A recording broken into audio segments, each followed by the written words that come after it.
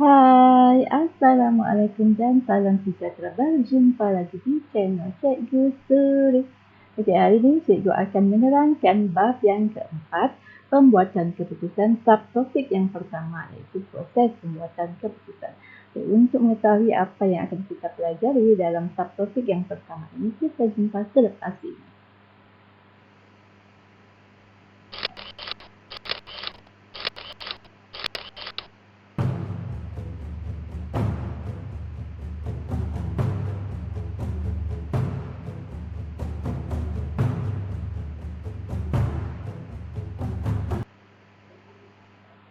Okey, anak pelajar.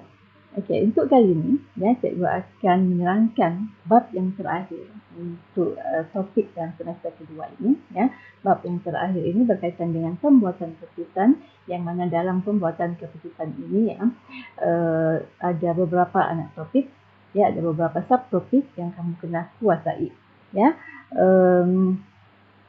Okey, dan sebenarnya dia tidaklah banyak ya untuk bab yang keempat ini. Okey, kerana dalam bab yang keempat ini, ya, satu kita ada proses pembuatan keputusan, ya, subtopik yang pertama proses pembuatan keputusan. Kemudian subtopik yang kedua kita ada alat membuat keputusan, okey. Dan yang ketiga kita ada faktor-faktor yang mempengaruhi pembuatan keputusan.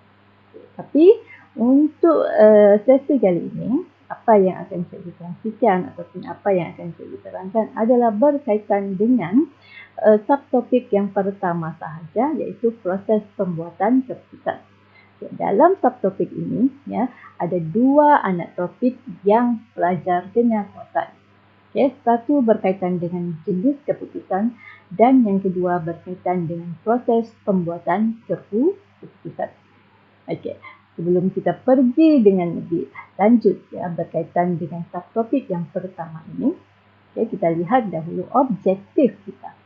Okay, cikgu harap di akhir sesi nanti, ya, di akhir video ini, para pelajar dapat mentakrifkan apakah yang dimaksudkan dengan pembuatan keputusan.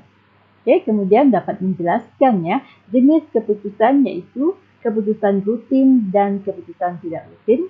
Dan yang ketiga dapat menjelaskan langkah-langkah yang terlibat dalam proses membuat keputusan. Ya, ada 6 langkah.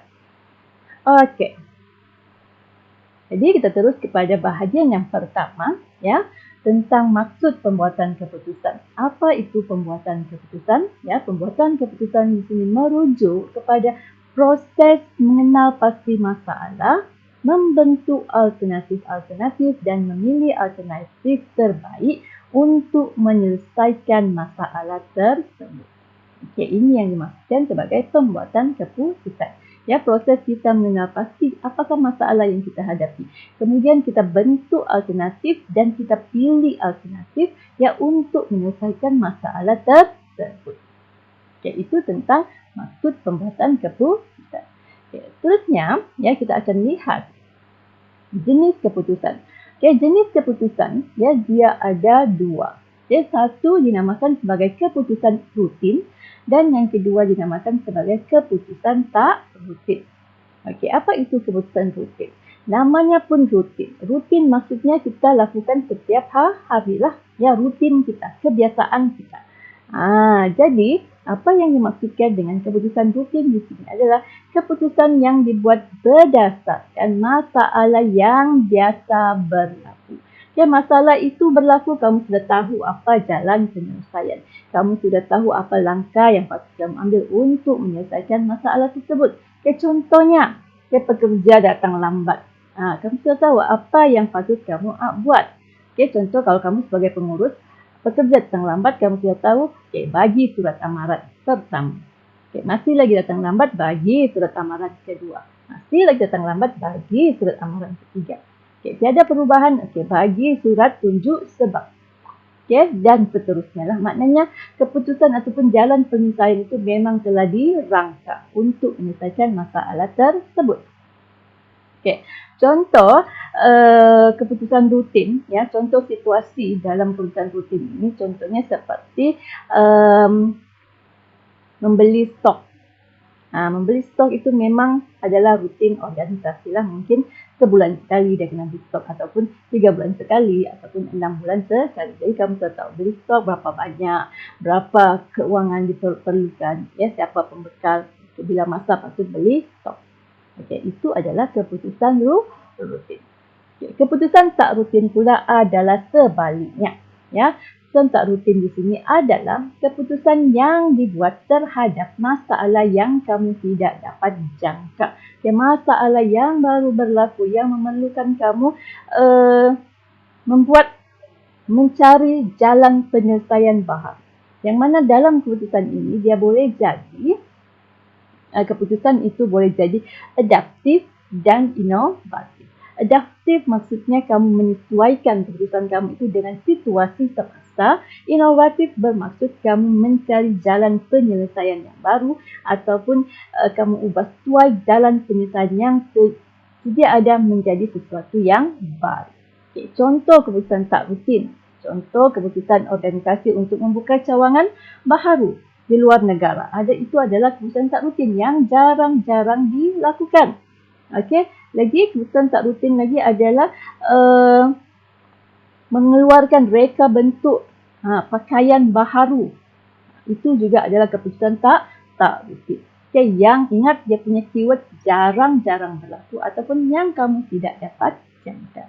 Okey, jadi ini adalah dua jenis keputusan ya yang biasa dilakukan dalam organisasi.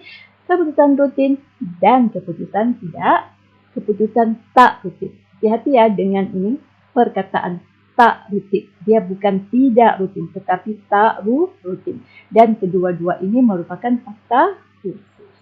Okey, jadi cikgu harap anak-anak pelajar boleh faham dan jelas dengan apa yang cikgu terangkan tentang jenis keputusan. Okey, seterusnya apa yang akan kita bincangkan adalah berkaitan dengan proses pembuatan keputusan. Okay, untuk proses pembuatan keputusan, kita ada 6 langkah yang terlibat dalam pembuatan keputusan.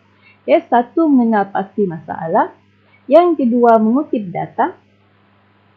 Ketiga, menganalisis data. Keempat, mencana alternatif. Kelima, menilai alternatif. Dan yang terakhir, memilih alternatif. Okay, kita lihat satu persatu. Ya, setiap langkah ataupun proses yang terdapat dalam pembuatan keputusan. Okey, proses yang pertama itu mengenal pasti masalah. Apa itu mengenal pasti masalah? Okey, dalam proses yang pertama ini kita perlu kenal pasti apakah keperluan, apakah situasi dan apa masalah yang dihadapi. Okey, sebelum membuat satu keputusan kita tahu apa masalah yang kita hadapi. Barulah kita beralih kepada proses yang kedua, mengutip data. Kamu sudah tahu apa masalah kamu dan ya, barulah kamu boleh cari ataupun kutip data yang kamu perlukan untuk masalah tersebut. Okey, di sini pada proses mengutip data ini ya, perlu mengumpul maklumat sama ada daripada sumber dalaman ataupun sumber luaran, yang mana maklumat ataupun data itu kenalah data yang boleh dipercayai, diukur dan sahih. Okey, ya, mengutip data. Okay, dalam mengutip data ini, kamu juga boleh menggunakan ya, kaedah pengutipan data lah. Contohnya seperti menyediakan borang soal selidik, membuat pemerhatian, buat apa lagi? Soal jawab, soal selidik, soal selidik ya, untuk kamu dapatkan data yang boleh kamu ukur. Okey, setelah kamu dapat mengutip data, ya, barulah kamu beralih kepada penganalisan data ataupun menganalisis data.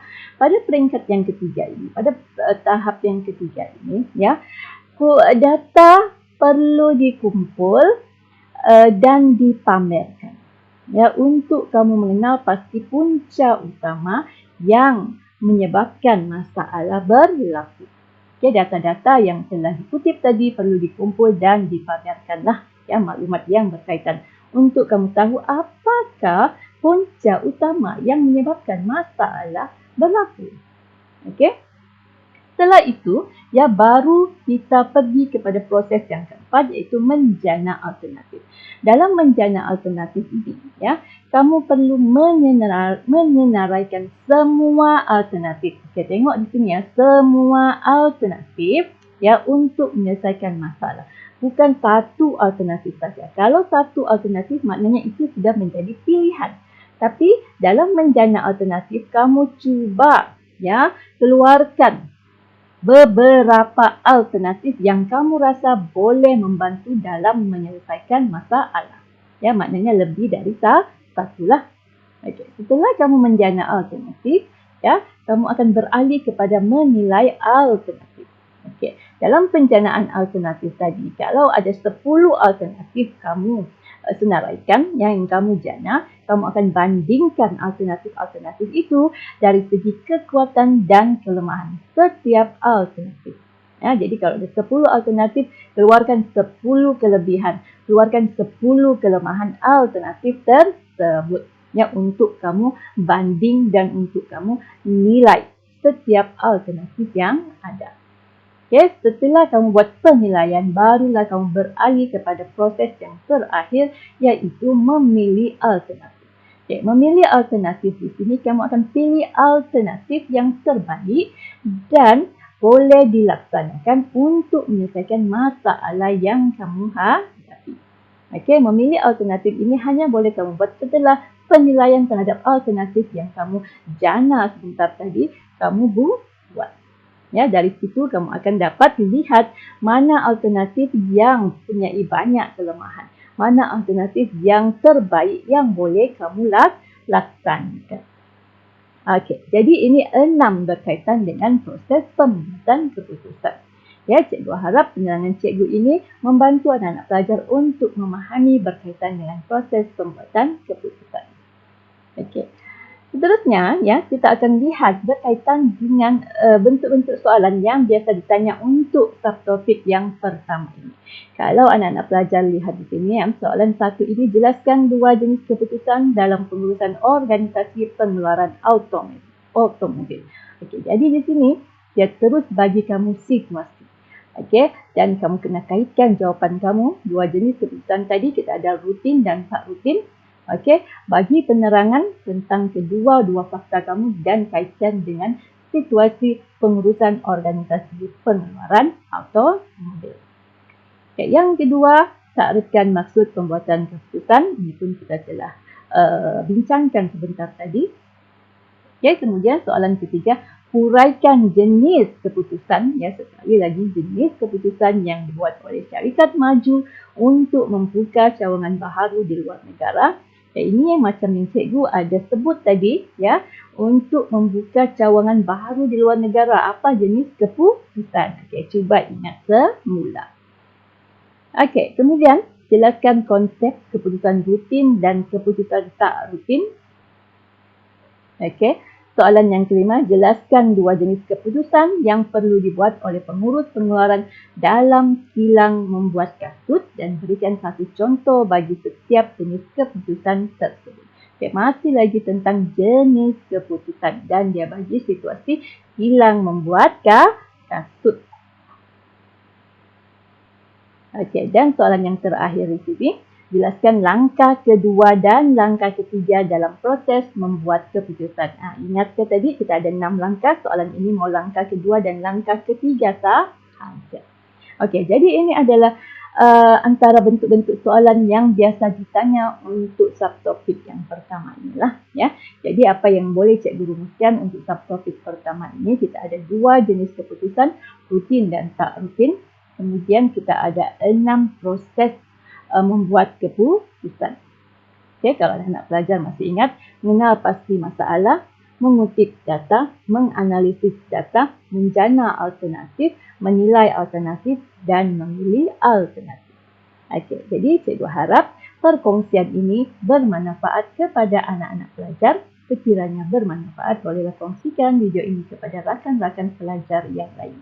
Ya, teruslah ke channel cikgu untuk melihat ya perkongsian-perkongsian lain berkaitan dengan subjek pengajian perniagaan. Okey, Sekian sahaja ya perkongsian cikgu untuk kali ini.